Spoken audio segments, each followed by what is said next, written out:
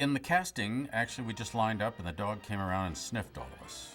And he sniffed me and went, I think this will be okay. And I got the role. It's crazy.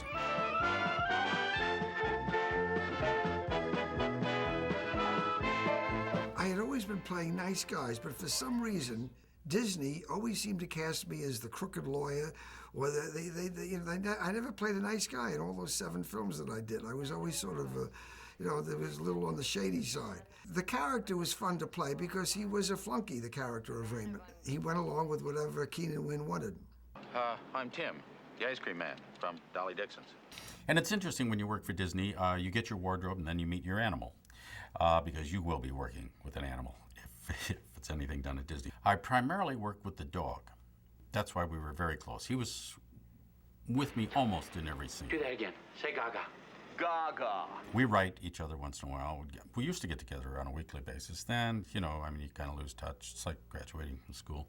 They had 2 dogs. They couldn't have the same dog do all the trick, but they looked exactly alike. When he was being doubled, there was a little person inside a costume. So I also worked, I used to get them mixed up from time to time and feed the little guy dog biscuits and things like that. He got annoyed. I think he finally quit and we just used the dog. Those dogs deserve a lot of credit, but the trainer that gets them to do those things, I mean, they should get a handshake too, because it must take such patience to make a dog be that obedient. The dog came through all the time. It was fun working with him. They say you shouldn't work with kid actors and dogs if they steal the scene, but it's fun to let them steal it. They usually start shooting at 7 in the morning, which means the men have to get there about 5:45 to get in makeup and everything. But the women, I remember these are all glamorous women, they have to be made up. They get there at 4:30 in the morning. They're sitting in that chair for hours before they go out there and act. And then when you get out there, there's a lot of pressure, roll them, action. And, it isn't like a play where you've rehearsed for 3 or 4 weeks and just, get to do it, you're comfortable. You're doing it for the first time. They don't rehearse movies, they don't. Call the pound. I already did, sir. Out of my way! It was a stunt man that did the punch, and it made it look really good, with his whole body and everything. We had a pie fight. The pie fight on screen probably is 2.5 minutes, 3 minutes. Big pie fight, really. We used about 800 pies. And the wonderful thing is they were real pies. They weren't that shaving cream stuff, which would have been very easy to work with. It was whipped cream and cherries and the real pie. They had a guy who was a professional pie thrower. And this is the truth. He had an assistant who would put a pie on his hand and he would throw it. Once you start a pie fight, it's horrible because once you get that first pie, that's on you for 3 days. So as soon as you get hit with a pie, they have to match it each time. So they'll either come up and throw another pie in your face, or when you get there the first thing in the morning, the guy says, "Are you ready?" And you go, "Yeah," and he goes and throws a pie in your face. So you're in a pie all day long with cherry juice dripping down your shirt and this real whipped cream, which begins to take on the odor of foreign countries in the summer at a wool factory. So the thing you try to avoid is that first pie. You say, what if I went around the door and then I shut the door and the pie hit the door and then I came out and then the pie hit me. So at least you buy a little time. So I was in pie for, I guess, 4 days of pie. It just gets to be silly after a while, a grown man walking around in outfits like that. I should have gotten a job, a legitimate job. Robert Stevenson, I think his best contribution was probably Swanee River. I enjoyed that so much. And he used to bring his banjo and sing all those songs. Oh, that's Robert Louis Stevenson. I'm sorry. Robert Stevenson was one of the best directors I ever worked with. He was very low-key, and if he had some direction to give you, he would come over, put his arm around you, and sort of almost whisper it into your ear.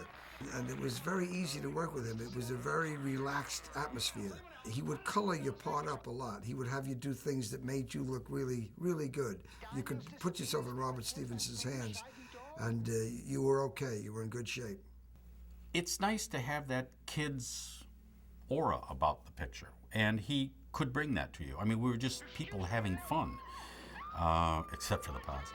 But people just having a good time, knowing that eventually you would be entertaining kids, and kids would be coming to see this silly picture. He kept it in that atmosphere.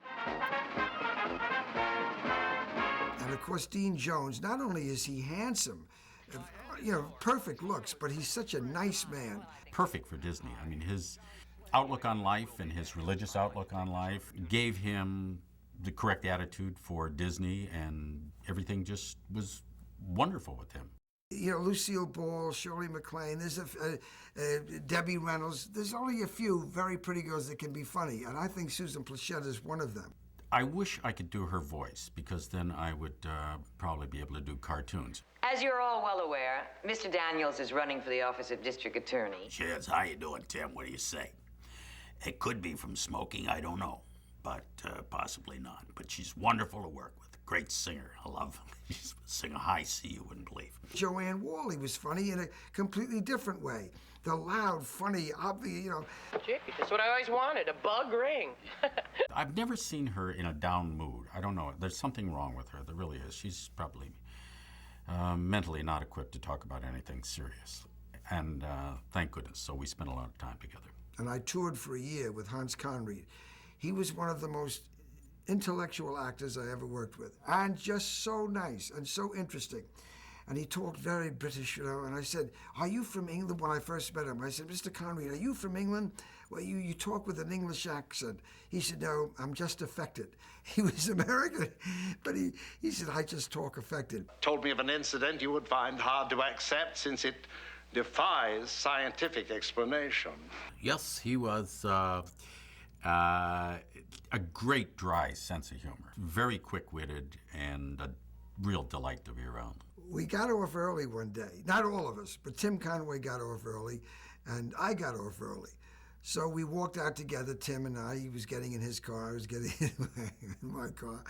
So I said, "Tim, what are you going to do?" He said, "I'm just going to go home, relax." And he said, "What are you going to do?" I said, "Me too. I'm going to go home, just, watch TV or something." About an hour later, we were both at Santa Anita racetrack. I don't know why he goes there every day. "Tim, I thought you were going home." He said, "I thought you were going home." And we were both, that was in the back of our head. "Oh, we're off early, let's go to the races." Yes, we've spent a lot of time together as go at the track, yeah. I think that probably the money combined that he has lost at the track and I have lost at the track, we probably could buy Disney.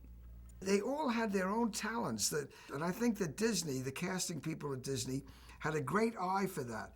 And they would talk people, famous people, to do small parts in their pictures because people loved to work at Disney. They did. One of the fortunate things about being in this business is that you get to do all of the things that you never had either the money or the time to do when you were a youngster. I mean, when you go to Disney and the guy says, "Okay, well, you're going to be a cowboy in this one. We want you in a cowboy outfit, and you're going to have to ride a horse, and you'll be chased by Indians and things like that. Do you think you can do that?" "Well, I'll give it a shot." Had I had a horse and Indians when I was younger, this would have been great. I could have spent all Saturday doing this, but you get to do it at a later time in life. The guy says, "Okay, now here's the gun," and he goes bang, and you go, "Wow, boy, I get a real six-shooter."